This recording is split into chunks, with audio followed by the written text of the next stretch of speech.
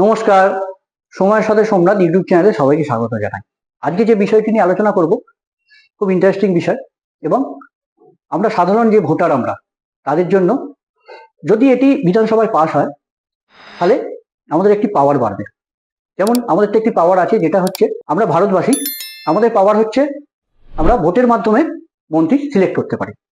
একদম পঞ্চায়েত স্তর থেকে, মিউনিসিপ্যালিটি স্তর থেকে, বিধানসভা, লোকসভা, আমরা ভোটের মাধ্যমে আপনাদের প্রতিনিধি আমরা স্থির করি আমরা কাকে ভোট দিয়ে জেতাবো এবং ক্ষমতায় আনবো, যিনি 5 বছর আমাদের হয়ে কাজ করবেন বিভিন্ন বিষয়।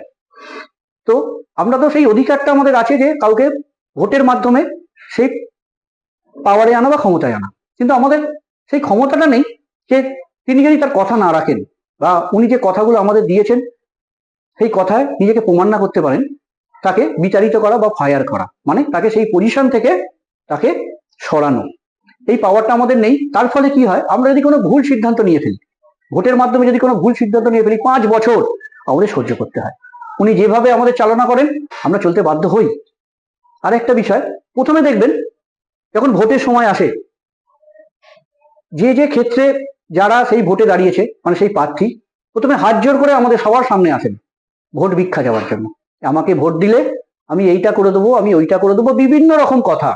তারপরে কি হয়, পরবর্তী ক্ষেত্রে যখন আমরা সেই কথায় তাকে জেতাই বা ভাবি যে উনি যে কথাটা দিয়েছে হয়তো উনি রাখবেন, তারপরে কি হয়, তার পরবর্তী ক্ষেত্রে আমাদের হাত জোর করে তার সামনে যেতে হয় যে স্যার একটু দেখবেন, আমার এটা অসুবিধা হচ্ছে, আমাদের জন্য এটা করুন।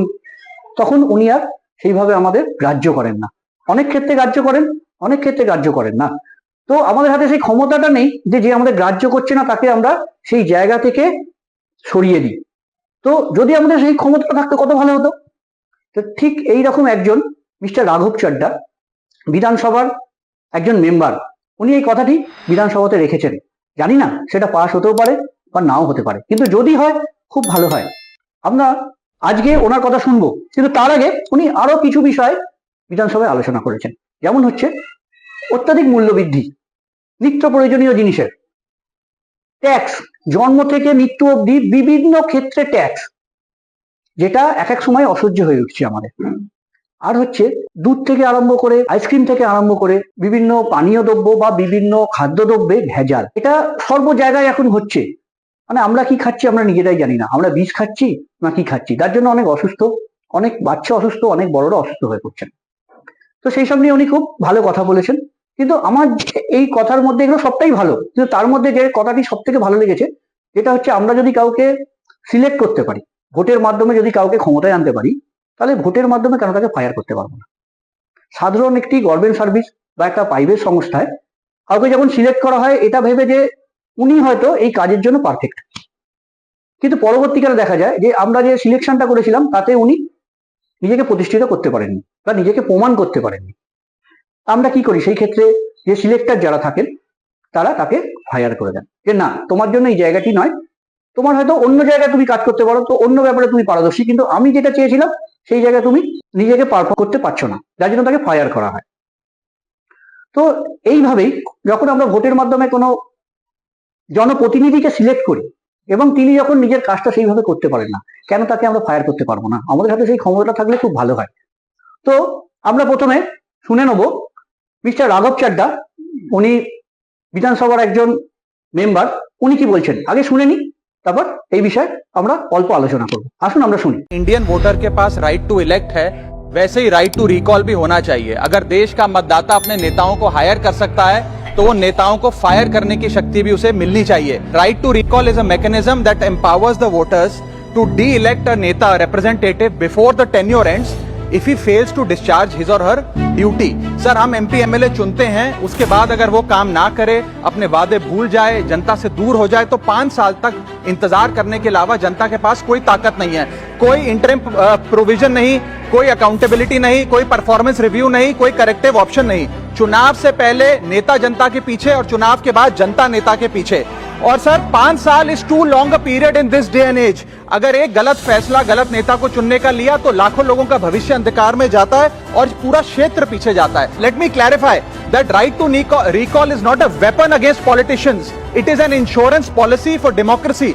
और भारत के संविधान में जब आप राष्ट्रपति को इंपीच कर सकते हैं टेन्योर के दौरान, उपराष्ट्रपति को हटाने का प्रावधान है, जजों को इंपीच करने के लिए प्रोसेस लेट डाउन है, यहां तक कि रूलिंग गवर्नमेंट के खिलाफ नो कॉन्फिडेंस मोशन लाकर आप सरकार बर्खास्त कर सकते हैं। तो एमपी एमएलए अगर आपका नॉन परफॉर्मिंग है तो उसको हटाने के लिए क्यों नहीं राइट टू रिकॉल मतदाता को देना चाहिए। दुनिया की 24 से ज्यादा डेमोक्रेसीज में राइट टू रिकॉल का मैकेनिज्म लागू है, जिसमें यूएस, कनाडा, स्विट्जरलैंड जैसे देश है। मैं आपको उदाहरण देता हूं सर कैलिफोर्निया में एक गवर्नर क्रिस डेविस नाम के नेता 2002 में चुने गए। उनके कार्यकाल में मैसिव पावर कट हुए, एनर्जी क्राइसिस हुआ, बजट की मिसमैनेजमेंट और गन शूटिंग की वारदातें हुई। उसके चलते 1.3 मिलियन कंस्टिट्यूएंट्स ने एक पिटीशन साइन करके दी कि इन्हें रिकॉल किया जाए। वहां के चुनाव आयोग ने रिकॉल वोट कराया 7 अक्टूबर 2003 को, और 55% मतदाताओं ने वोट किया कि इस नेता को बर्खास्त किया जाए। ग्रेट डेविस को हटाया गया और आर्नल्ड श्वार्ज़नेगर को वहां पे गवर्नर बनाया गया। सर मैं बता दूं कि हिंदुस्तान में भी इसका प्रेसिडेंट है। कर्नाटक, मध्य प्रदेश, महाराष्ट्र और राजस्थान में रिकॉल मैकेनिज्म ग्राम पंचायत के स्तर पे लागू है और ग्राम सभा के लोग मतदाता वोट करके उन्हें वापस बुला सकते हैं। सर लेकिन इसका मिसयूज ना हो, इसलिए हमें सेफगार्ड्स भी बनाने पड़ेंगे। एक थ्रेशोल्ड रखना चाहिए कि 35 से 40% मतदाता अगर साइन कर दें तभी राइट टू रिकॉल वोट करवाया जाए। नेता को 18 महीने के लिए परफॉर्मेंस पीरियड देना चाहिए, कूलिंग ऑफ पीरियड, जिसमें उसे ना हटाया जाए। स्पेसिफिक ग्राउंड्स फॉर रिमूवल होने चाहिए ताकि फ्रिवलेस ग्राउंड्स ना हो, और रिकॉल कम से कम 50% वोटों के बाद हो। ऐसा होगा तो पार्टियां भी ऐसे लोगों को टिकटें देंगी जो परफॉर्मर्स हो, ना कि नॉन परफॉर्मिंग एसेट, और भारत की डेमोक्रेसी मैच्योर होगी, सिटीजन एम्पावरमेंट बढ़ेगा, and recall will give the voter the power to fix that right now. Sir তো আমরা শুনলাম মিস্টার রাঘব চাড্ডা বিধানসভার একজন প্রতিনিধি, উনি কি বললেন। তো উনি খুব ভালো কথা বলেছেন। এতক্ষণ আমরা শুনলাম মিস্টার রাঘব চাড্ডা বিধানসভার একজন প্রতিনিধি, উনি কি বললেন। উনি খুব ভালো কথা বলেছেন, যেটা ওনার ভিডিও দেখার আগে আমি আলোচনা করছিলাম যে আমরা যদি কাউকে সিলেক্ট করতে পারি, সেই ক্ষমতা যদি আমাদের হাতে থাকে, তাহলে আমরা ফায়ার করার ক্ষমতা আমাদের হাতে থাকা উচিত।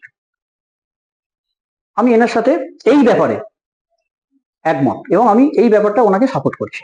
আপনারা কমেন্টসের মাধ্যমে জানান আপনাদের কেমন লাগলো ওনার বক্তৃতা, এবং আপনারা কে কে সাপোর্ট করছেন বা কে কে এগেনস্টে যাচ্ছেন, মানে কে পক্ষে আছে কে বিপক্ষে আছে, একটু কমেন্টসের মাধ্যমে জানান, আমাদের পক্ষে বুঝতে সুবিধা হবে। এবং আমরা সামনের দিনে এইরকম আরো ইনফরমেটিভ ভিডিও নিয়ে আপনাদের সামনে আসবো, বক্তব্য তুলে ধরবো। আপনারা আমাদের সাথে থাকুন, আমাদের ভিডিওটাকে সাপোর্ট করুন, শেয়ার করুন, সাবস্ক্রাইব করুন, এবং সময়ের সাথে সোমনাথ চ্যানেলটিতে অবশ্যই থাকুন। এই বলে আজকের ভিডিও শেষ করব। নমস্কার, সবাই ভালো থাকবেন।